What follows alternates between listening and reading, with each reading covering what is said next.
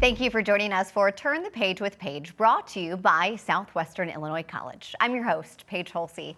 Today, we are so excited to welcome a best-selling author and winner of countless literary awards. Just a few to mention: a Coretta Scott King Honor, the Newbery Honor, the Kirkus Prize, and so many more.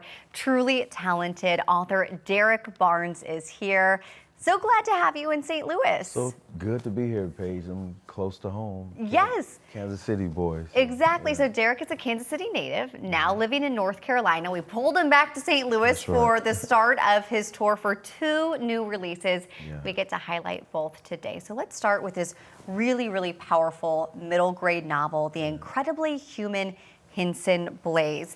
And this novel really explores America's relationship with the black body through the story of a rising football star. Yeah. What do you want readers to take away from this? So I wrote this book for black boys. I have 4 sons. One is one of the best safeties in college football, so hopefully he gets drafted because I need my money back. You invested a lot in him over the years. I have invested a lot. And so many times you hear people refer to athletes as he's a monster, or he's a beast. And I've never thought about my son that way.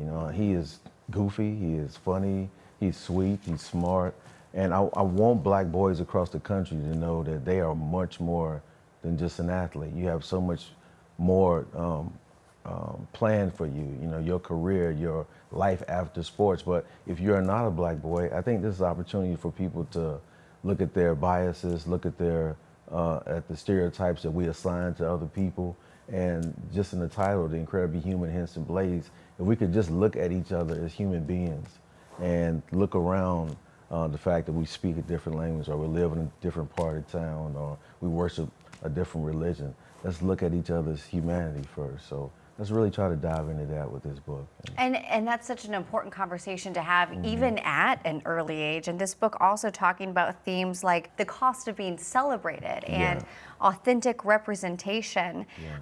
You mentioned writing this thinking of your sons. Who else do you want to read this book? Every single child so it's a middle grade novel, so we're talking 5th grade through maybe 8th grade.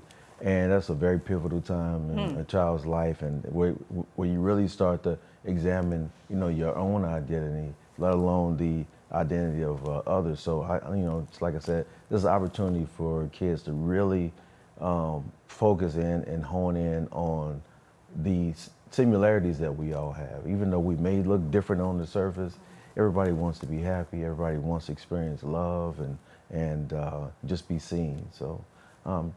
This is a very cliche thing, but I did write this book for everybody. Yes, absolutely. And then maybe for a younger audience, you have I Got You, and this is a beautiful celebration, I think, of siblinghood. What inspired you to write this book?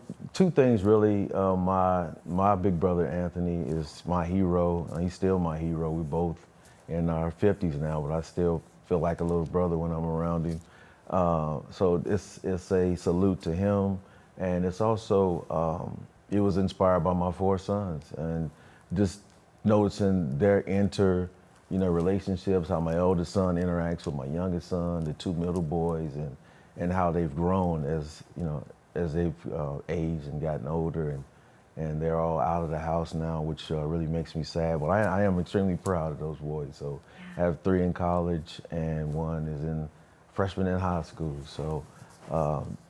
And I guess it's a celebration to all siblings, whether you're a big brother, big sister, a cousin that really functions as a older sibling. Just an homage to them and how much they've meant to us and taught us the ropes and showed us about this crazy thing called life, And they're with you for the whole ride. I mean, you think about how much of your life and the time of your life has influenced them. Your parents will leave before them, your spouse may come later, but your siblings, they're along for that whole ride. That's right. So I had the opportunity to take my big brother up to New York, and I gave him the first copy of this book. So he means a lot to me. That's a special moment. Yeah.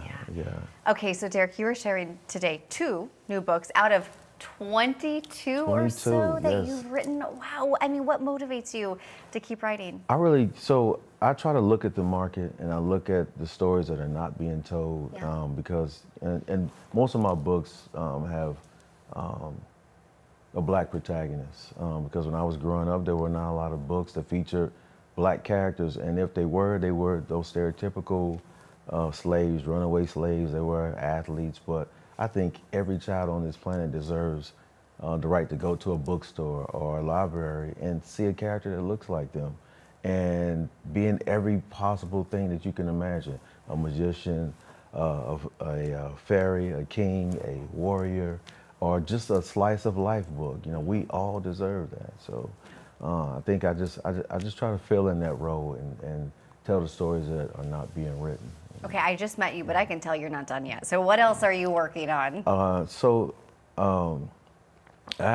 I've just turned in a book about one of my favorite musicians of all time. I can't really talk about that, but I'm extremely excited about that. I have a picture book coming out in February about the activist slash he was comedian, the great Dick Gregory. It comes out in February, and a host of other projects that I can't really talk about. But yeah, hopefully I get up to book 50 and I'll be back here talking to you. Yeah, we can say we knew him when he was on 22, as if that's some small number. No, it's truly incredible. Before you go, because he's in town to visit with some kiddos, so we know you need to get to schools, which is going to be a treat for them. Yeah. But I want to wrap up by asking, what is your recommendation for another book from a different author? There's an author named Tammy Charles. Illustrator, his name is Brian Collier. Let's see, who else do I like? Renee Watson. So these are authors and illustrators that you can look up. They're some of my favorite writers. Erin Entrada Kelly, she's one of my favorite writers. Jason Reynolds is another one of my favorite writers. So you look up those authors. Yeah. Well, thank you for sharing those recommendations. Thank you for coming in to St. Louis and sharing these really important and powerful works. Great to meet you, Derrick Barnes. Nice to meet you as well. We thank you as well for joining us today for Turn the Page with Paige. We hope to see you back here again soon.